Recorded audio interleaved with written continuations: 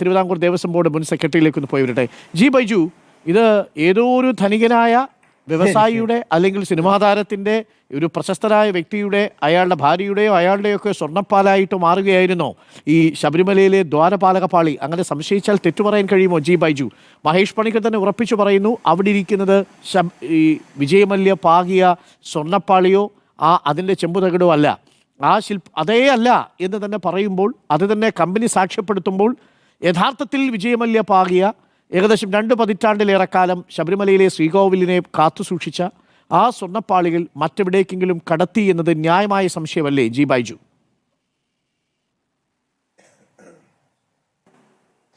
Doctor Arun, നമ്മുടെ ശില്പിയുടെ കുടുംബാംഗം എൻ്റെ പ്രിയപ്പെട്ട സുഹൃത്തു കൂടിയ ശ്രീ മഹേഷ് ഉൾപ്പെടെ, അതിലുപരി നമ്മുടെ ഈ കമ്പനിയുടെ, അതായത് വിജയമല്യ അവിടെ പൂശിയ, അദ്ദേഹം അവിടെ പതിച്ച പഴയ പരമ്പരാഗത രീതിയിലാണ് അവിടെ സ്വർണ്ണം പൂശ നടത്തിയത്.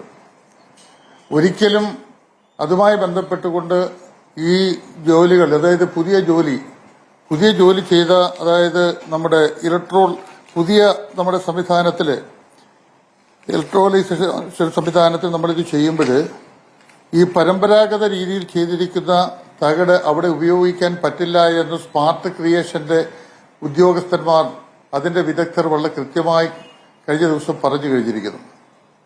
ഇത് സ്വാഭാവികമായും അദ്ദേഹത്തിന്റെ വെളിപ്പെടുത്തലും വിശിച്ചുള്ള തന്ത്രിയുടെ വെളിപ്പെടുത്തലും ഈ പറയപ്പെടുന്ന ഈ 1998 മല്ലയ്യ വിജയമല്യ സ്ഥാപിച്ച, അവിടെ പതിച്ച ആ തകിട് ഇപ്പോൾ സ്മാർട്ട് ക്രിയേഷൻ കമ്പനിയിൽ വെച്ച് അതിന്റെ അറ്റകുറ്റപ്പണികൾ പരിഹരിക്കുവാൻ പറ്റാത്ത സാഹചര്യമാണ്. കാരണം നിലവിൽ സ്വർണം പതിച്ചിരിക്കുന്ന, പരമ്പരാഗത രീതിയിൽ സ്വർണം പതിച്ചിരിക്കുന്ന ദാരുശില്പം അവിടെ മാറ്റിപ്പണിയുവാൻ പറ്റില്ല എന്ന് ഇത് സംബന്ധിച്ചുള്ള വിദഗ്ധന്മാർ വ്യക്തമാക്കിയിരിക്കുകയാണ്.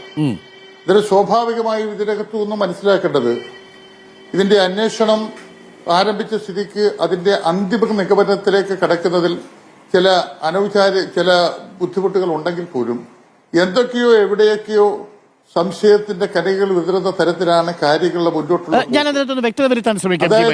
അതായത് തിരുവിതാംകൂർ ദേവസ്വം ബോർഡ് മുൻ സെക്രട്ടറി ആയിരുന്നു, കമ്മീഷണർ ആയിരുന്നു. അപ്പോൾ ഈ വിഷയത്തിൽ ഈ ശബരിമലയിൽ വിജയമല്യ പാകിയ ചെമ്പ് പാളികൾ, ആ ചെമ്പ് പാളികൾ പ്രത്യേകമായിട്ട് രജിസ്റ്റർ ചെയ്തിട്ടുണ്ടോ? ഇത് എടുത്തുകൊണ്ട് പോകുന്ന സമയത്ത് ഇനി അത് പുതുതായിട്ട് ചെമ്പുപാളിയാണ് വരുന്നതെങ്കിൽ അത് രജിസ്റ്ററിൽ കാണണമല്ലോ.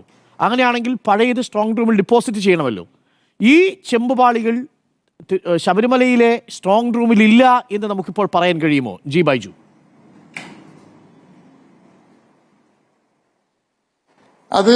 അത് സംബന്ധിച്ച 2018 ബോർഡ് ഉത്തരവിൽ പറഞ്ഞിരിക്കുന്നത്, അങ്ങനെ അവിടെ കേടുപാട് വന്ന ദ്വാരപാലകന്മാരുടെ പ്രതിഭയും മറ്റ് സംഭവങ്ങളും സ്ട്രോങ് റൂമിൽ ഏൽപ്പിക്കണമെന്ന് അന്നത്തെ ബോർഡ് ഉത്തരവിൽ പറഞ്ഞിട്ടില്ല.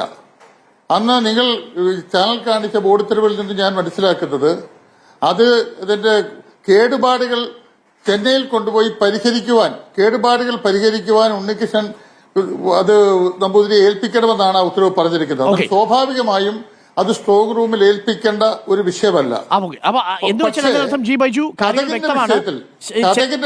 ചെന്നൈയിലേക്ക് കൊണ്ടുപോയ ഈ പാളികളല്ല ഇപ്പോൾ തിരിച്ചെത്തിച്ചിരിക്കുന്നത്.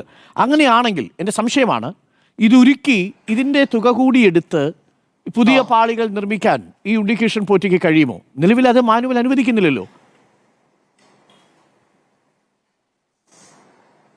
നിലവിലെ ഉത്തരവിൽ അങ്ങനെ ദൂരിക്കണമെന്നൊന്നും പറഞ്ഞതായി കാണുന്നില്ല. പക്ഷേ അന്നത്തെ തിരുവാഭരണം കമ്മീഷണർ സ്മാർട്ട് ക്രിയേഷനിൽ പോയി ആ നിലവിലുള്ള ദ്വാരപാലകന്മാരുടെ അവിടെ സ്വർണം പൂശാൻ എത്തിച്ചത് ചെമ്പാണ് എന്ന് അദ്ദേഹം പറഞ്ഞതായി കാണുന്നു. അപ്പോൾ ആ സ്വർണ്ണപ്പാളി ഇതിൽ നിന്ന് ഇത് സ്വർണ്ണപ്പാളി എന്ന് പറയുമ്പം ഇതിനകത്ത് ഇപ്പം തന്നെ മഹേഷ് പറഞ്ഞതുപോലെ 48 പവനാണ് ഈ 2 ദ്വാരപാലകന്മാരിലും ഉണ്ടായിരുന്ന സ്വർണം. അതെ. അതും കൂടി അവിടെ മൊത്തം ഉണ്ടായിരുന്ന ഈ 2 ദ്വാരോപാലവും ചെമ്പ് കൂടി ചേരുമ്പോഴാണ് ഇത് 4.5 കിലോ ആവുന്നത്. പക്ഷേ ഈ പറയപ്പെടുന്ന ഈ മഹേഷ് പ്രകടിപ്പിച്ച ചില സംശയങ്ങൾ കൂടി അത് അന്വേഷണത്തിനകത്തുകൂടി മാത്രം പുറത്തു വന്നാലേ അതിന്റെ ക്ലാരിറ്റി അത് പൂർണ്ണമായി ചോദ്യം വളരെ സ്പെസിഫിക് ആയ ചോദ്യമാണ്. അതായത് ശബരിമലയിൽ നിന്ന് വിജയമല്യ പാകിയ 1999 പാകിയ ദാരുശില്പങ്ങളുടെ പാളി എടുത്തുകൊണ്ട് ഉണ്ണികൃഷ്ണൻ പോറ്റി ചെന്നൈയിലേക്ക് പോകുന്നു. ആ വിവരം പിന്നീട് മഹസിൽ രേഖപ്പെടുത്തിയിട്ടുണ്ടെന്നാണ് ഞാൻ മനസ്സിലാക്കുന്നത്. അവിടെ വെച്ചല്ല, ചെന്നൈയിൽ വെച്ച് രേഖപ്പെടുത്തിയെന്നാണ് ഞങ്ങൾക്ക് ലഭിക്കുന്ന വിവരം. അതെന്തും ആവട്ടെ. അപ്പോൾ അവിടെ നിന്ന് ഇത് ചെന്നൈയിലേക്ക് കൊണ്ടുപോകുന്നു. അപ്പോൾ ചെന്നൈയിലേക്ക് കൊണ്ടുപോയ ആ പാളികൾക്ക് എന്ത് സംഭവിച്ചു എന്നതാണ് ചോദ്യം. പുതിയ ചെമ്പ് തകിടാണ് കണ്ടതെങ്കിൽ, പുതിയ ചെമ്പുപാളികളാണ് കണ്ടതെങ്കിൽ, ഈ പോകുന്ന യാത്രയിൽ എവിടെയോ വെച്ച് പഴയ പാളികൾ മാറുകയും പുതിയ ചെമ്പുപാളിയായിട്ടത് മാറുകയും ചെയ്തിട്ടുണ്ട്. അങ്ങനെ മാറ്റപ്പെട്ടിട്ടുണ്ടെങ്കിൽ ആ പഴയ ചെമ്പുപാളികൾ സ്ട്രോങ് റൂമിൽ കാണേണ്ടതല്ലേ? അതല്ലെങ്കിൽ തിരിച്ച് സന്നിധാനത്ത് ദേവസ്വം ബോർഡിനെ അറിയിക്കേണ്ടതല്ലേ? ഇതിവിടെ ഫിറ്റ് ചെയ്യാൻ പറ്റില്ല, അതുകൊണ്ട് പുതിയ ചെമ്പുപാളികളിൽ വേണം അത് നിർമ്മിക്കാൻ എന്നൊരു തീരുമാനം ഉണ്ണികൃഷ്ണൻ പോറ്റിക്ക് മാത്രമായിട്ട് എടുക്കാൻ പറ്റുമോ എന്നുള്ളതാണ് ചോദ്യം.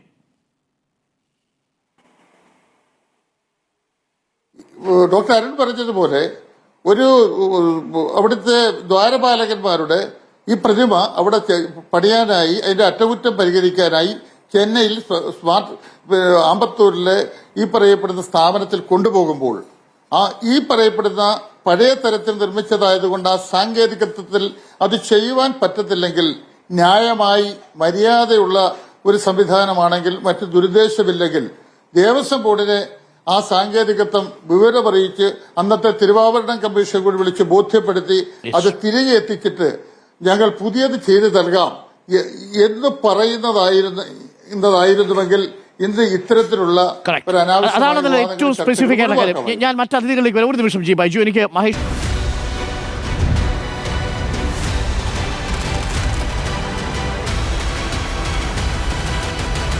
Debate with Dr. Arun Kumar.